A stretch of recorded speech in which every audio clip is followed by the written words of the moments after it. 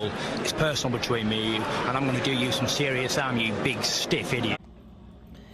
The Untouchable True School Sports Empire proudly presents something the boxing game's missing. Hey, what's going on? It's your boy BT, and I came here to talk some boxing with the thousands of True School Sports subscribers.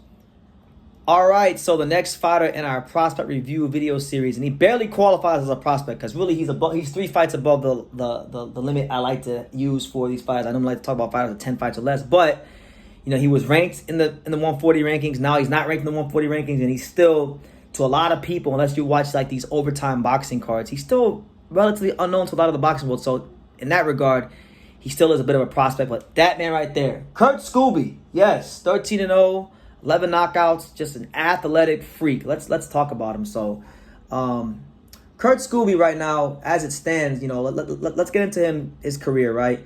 So he's from Duarte, California, which I hear is near Long Beach, and I hear it's a grimy place from listening to him talk in interviews. So, he wanted to use boxing as his way out of the mean streets of Duarte, California. But like many fighters from the USA, he played a lot. He played American football, played football, and was an athletic freak. I mean, he was a high school running back at 5'8", was a high school running back, and he was so good in high school that apparently he was scouted by the Pittsburgh Steelers and the Chargers. So I'm telling you right now, these NFL scouts, they're not going to your games if you're not at least worth coming out to go see. So that kind of shows you, like his level of athleticism and his athletic prowess from back in the day as a football player, right? But then he had some injuries, so he still wanted to use his athletic gifts or something. So, funny enough, he turned pro during the pandemic, during during COVID and whatnot. And back then, any of you guys who did any traveling during the pandemic, and I did a lot of traveling during the pandemic, so I remember very clearly how cheap it was to fly. During the pandemic, he bought a one-way ticket to New York City and to train at Gleason's gym, and that's where he trains now to this very day. And he's trying to restore some prestige back to the famed Gleason's gym. So I respect it. He moved out to New York, and Kurt Scoby is a guy that, in moving to New York and doing that, he took a leap of faith and believed in his dreams and believed that he had the potential. He had it in his heart and in his spirit to be a fighter. So God bless him for his faith and his perseverance to go pursue his dream. And he turned pro in 2020. As far as sparring, has he sparred any guys that you guys, the boxing fans, would know of? Yes, he sparred a lot of names you guys would know. He sparred with the likes of Devin Haney. He sparred Jaime Munguia. He sparred Regis Prograis. He sparred Jorge Zapata.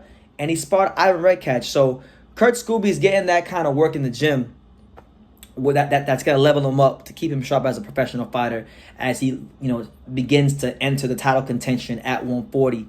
And as far as his resume, the 2 names that stood out on his resume, he's got 2 knockout victories. One against the veteran Hank Lundy. We know Hank Lundy's fought everybody. Hank Lundy has like 14 losses.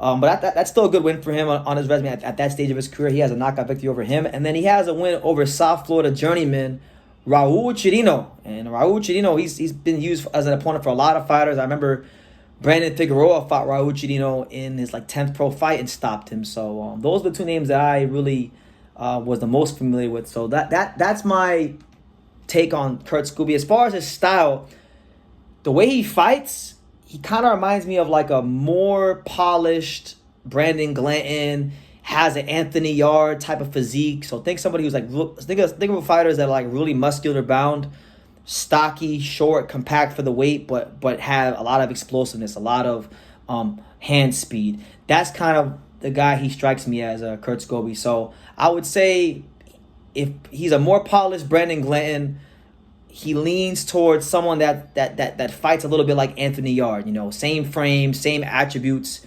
And he's one of these guys that has real punching power. I would definitely say that of the guys at 140 in the top 25 in the world, because he's in the top 25, of the guys at 140 in the top 25, top 30 in the world, he to me is one of the top 5 to 10 hardest punchers. I mean, anytime this guy touches you, it has an effect. And so for guys like Kurt Scoby, it's much like, I just made a video about this other fighter, Sense Boy from Nigeria, who's like 10-0-1 with 8 KOs. Same thing. He's got a great athletic background, great natural athleticism, but didn't have a big amateur background to speak of. He didn't have a big amateur background to speak of. Let me see. Who did he beat in the amateurs? Like, yeah, he didn't fight anybody I know in the amateurs as far as names go, but didn't have a big amateur background to speak of. So he's been learning on the job. But sometimes those guys are actually better than the amateurs, because a lot of times with amateurs, you can get fighters that have 30 national championships and all this stuff, and then they can't transition out the amateur style. So sometimes it's better to be a guy like Kurt, where you only have 20 amateur fights or 30 amateur fights, and you don't have the amateur tendencies, right? So he doesn't really have to meet amateur tendencies, but I do think he's got to work on just setting up his punches more and those kind of things. But I'm gonna tell you guys this: if and when he levels up in that department of his skill set, he's got everything else. He's got the athleticism, he's got the punch, the hand speed, he's got the punching power. A lot of upside with him, I think. Still raw, still got some things in development, but a lot of upside with that young man right there. And he's 28 years old, so he's at a great age.